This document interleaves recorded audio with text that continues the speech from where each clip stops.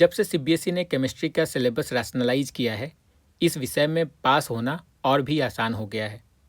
आज के इस वीडियो में मैं आपको बताने वाला हूं कि केमिस्ट्री के पेपर से पहले आपको कौन से लेसन पहले पढ़ लेने चाहिए जिससे कम आप पासिंग मार्क्स लाने में कामयाब हो जाएं। हम सभी को पता है कि पहले के 3 चैप्टर जो हैं सॉल्यूशन, इलेक्ट्रोकेमिस्ट्री और केमिकल काइनेटिक्स, इसमें आपको न्यूमेरिकल्स मिलता है। तो अगर आप न्यूमेरिकल्स नहीं बना पाते, कोई बात नहीं, आप D and F block elements कर लो, इसके बाद कोऑर्डिनेशन कंपाउंड्स कर लो और बायोमोलिक्यूल्स कर लो। इन तीनों चैप्टर्स में आपको न्यूमेरिकल्स नहीं मिलेगा। हाँ, याद आपको काफ़ी करना पड़ेगा। और तीनों चैप्टर्स जो हैं वो 7-7 मार्क्स के हैं। यानी अगर आप इन 3 चैप्टर्स को अच्छे से कंप्लीट कर लेते हो तो 21 मार्क्स के आपके प्रिपरेशन कंप्लीट हो जाएंगे। इनऑर्गेनिक केमिस्ट्री प्रिपेयर करने का सबसे बड़ा बेनिफिट ये है कि इन चैप्टर से डायरेक्ट क्वेश्चंस आते हैं। यहाँ पर सीबीएसई के पास गुंजाइश नहीं है कि वो क्वेश्चन को ज़्यादा ट्विस्ट कर सके। मैं आपको इस वीडियो में आगे दिखाने वाला हूँ कि किस प्रकार बायोमोलिक्यूल से 2024 में डायरेक्ट क्वेश्चन पूछा गया था, केस बेस्ड क्वेश्चन था और बिना उस केस को पढ़े हुए सारे क्वेश्चंस के आंसर दिए जा सकते थे।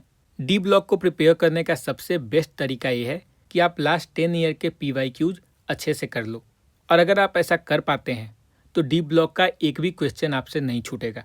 इसके बाद कोऑर्डिनेशन कंपाउंड्स की बात करें तो इसमें आपको nomenclature, isomerism, crystal field splitting and hybridization, इन चारों टॉपिक्स को अच्छे से कर लेना है।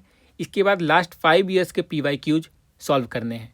देन बायोमोलिक्यूल्स को भी आप लास्ट 5 ईयर्स के PYQs सॉल्व करके प्रिपेयर कर सकते हो। अब मैं ऐसा क्यों कह रहा हूँ कि केमिस्ट्री में पासिंग मार्क्स सिक्योर करने के लिए बायोमोलिक्यूल्स एक बेहद इंपॉर्टेंट चैप्टर है। आप देख सकते हो ये सवाल जो है एक केस बेस्ड क्वेश्चन है जो कि 2024 में सीबीएसई ने पूछा था। बिना इस पूरे केस को पढ़े हुए आप तीनों क्वेश्चन के आंसर दे सकते हो और आपको 4 में 4 मार्क्स मिल जाएंगे। पहला क्वेश्चन है write 2 functions of DNA.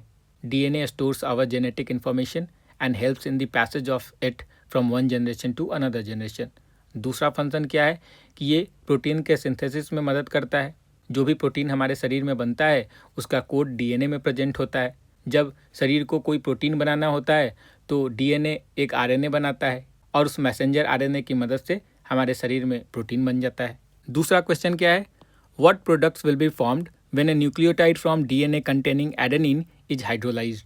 Question में ही आंसर छुपा है। जब एक डीएनए जिसमें कि एडेनिन प्रेजेंट है उसे हाइड्रोलाइज करेंगे तो क्या बनेगा? एक तो एडेनिन खुद बनेगा क्योंकि वो बेस है।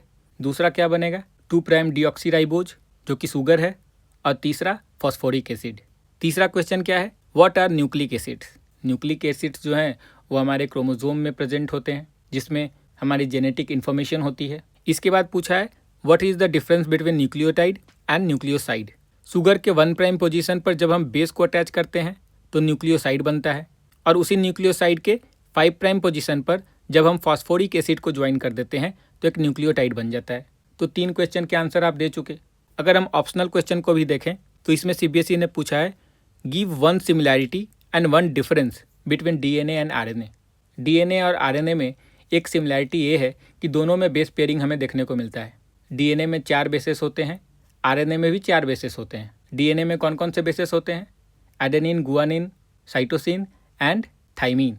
जबकि आरएनए में 3 बेसेस तो सिमिलर ही होते हैं जो कि डीएनए में प्रेजेंट होता है, बट थाइमीन के जगह पर यूरेसिल होता है। डिफरेंस क्या हो सकता है?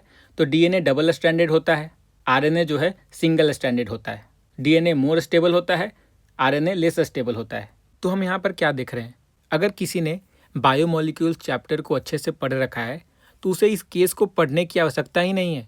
वो बिना इस केस को पढ़े इन तीनों ही क्वेश्चंस के आंसर दे सकता है और 4 में 4 मार्क्स सिक्योर कर सकता है। यही फ़ायदा है जब आप इनऑर्गेनिक केमिस्ट्री को अच्छे से प्रिपेयर करते हो। यहाँ पर डायरेक्टली क्वेश्चन पूछे जाते हैं और अगर आपने इसके बारे में पहले से पढ़ रखा है तो आप फुल मार्क्स सिक्योर कर सकते हैं। बायोलॉजी के स्टूडेंट्स को तो मैं स्पेशली रिकमेंड करूँगा कि आप अपनी प्रिपरेशन बायोमोलिक्यूल से ही शुरू करें, क्योंकि आपने ऑलरेडी प्रोटीन, वाइटामिन, एंजाइम्स और न्यूक्लिक एसिड के बारे में पढ़ रखा है। जिन्होंने नहीं पढ़ा है अब पढ़ लो, क्योंकि एक बार आपको डीएनए का स्ट्रक्चर समझ में आ जाएगा तो फर्दर आपको बायोलॉजी के मॉलिक्यूलर बेसिस ऑफ इनहेरिटेंस में मदद करेगा, बायोटेक्नोलॉजी में हेल्प करेगा। अगर ये पता ही नहीं है आपको कि डीएनए का स्ट्रक्चर कैसा है तो फिर कैसे फॉरेन जीन को वेक्टर में इंटीग्रेट करके उसका क्लोनिंग करोगे आप। इन तीनों चैप्टर्स को अच्छे से प्रिपेयर करने के बाद केमिस्ट्री के 5 साल के प्रीवियस ईयर क्वेश्चन को आपको अच्छे से सॉल्व करना है। जितने भी ऑर्गेनिक रिएक्शंस पिछले 5 सालों में पूछा गया है उसे आप याद करने का प्रयास करें। जब भी आप ऑर्गेनिक रिएक्शन को याद करते हैं तो उसे लिखकर आपको याद करना है। एनसीईआरटी में आप केवल देखोगे तो आपको लगेगा कि मुझे रिएक्शन याद हो गया, लेकिन वही रिएक्शन जब एग्जाम हॉल में लिखने को आएगा आप नहीं लिख पाओगे क्योंकि आपने उसकी प्रैक्टिस नहीं की है। ऐसा बिल्कुल नहीं है कि सॉल्यूशन, इलेक्ट्रोकेमिस्ट्री और केमिकल काइनेटिक्स से केवल न्यूमेरिकल्स पूछे जाते हैं। जब आप पीवाईक्यूज सॉल्व करोगे तो आपको पता चलेगा कि इन चैप्टर से भी थ्योरेटिकल क्वेश्चंस पूछे जाते हैं। आपको प्रयास करना है कि उन सारे क्वेश्चंस को समय रहते आप अच्छे से प्रिपेयर कर लो। आपके पास समय कम है, इसीलिए मैं कह रहा हूँ कि प्रीवियस ईयर क्वेश्चन को टेम्पलेट बनाओ और उसी के आधार पर अपनी प्रिपरेशन करो। पीवाईक्यूज करना इसलिए इम्पॉर्टेंट है क्योंकि ये आपको बताते हैं कि कौन से टॉपिक्स बोर्ड एग्जाम के पर्सपेक्टिव से काफ़ी इंपॉर्टेंट है और किस प्रकार के क्वेश्चन सीबीएसई इन दिनों फ्रेम कर रहा है। सो आपको डी ब्लॉक, कोऑर्डिनेशन कंपाउंड्स और बायोमॉलिक्यूल्स पर कंप्लीट कमांड बनाना है और बाकी चैप्टर्स की तैयारी प्रीवियस ईयर क्वेश्चंस के जरिए करना है। और अगर आप ऐसा कर पाते हो तो आप इजीली 70 में 30 प्लस स्कोर कर पाओगे।